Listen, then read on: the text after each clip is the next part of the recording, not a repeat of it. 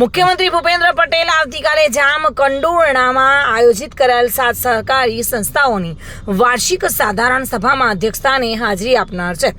જામકંડોરણાના Kalavad road ખાતે આવેલા કુમાર છાત્રાલયમાં યોજાનાર સહકારી સંસ્થાઓની વાર્ષિક સાધારણ સભામાં રાજ્ય અને કેન્દ્ર સરકારના મંત્રીઓ તેમજ ધારાસભ્યો ઉપસ્થિત રહેનાર છે.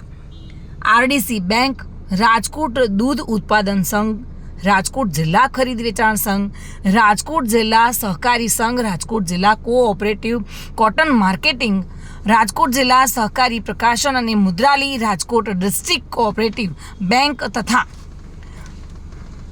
રાજ્યના મુખ્યમંત્રી ભૂપેન્દ્ર પટેલના અધ્યક્ષસ્થાને યોજાનારી આ વાર્ષિક સાધારણ સભા ઉદ્ઘાટક તરીકે કેન્દ્રીય મંત્રી મનસુખ માંડવિયા અને દીપ પ્રાગટ્ય વિધિ કૃષિ મંત્રી રાઘવજીભાઈ પટેલના હસ્તે કરવામાં આવશે અને લગભગ 10,000 જેટલા લોકો આ વાર્ષિક સાધારણ સભામાં ઉપસ્થિત રહેનાર છે.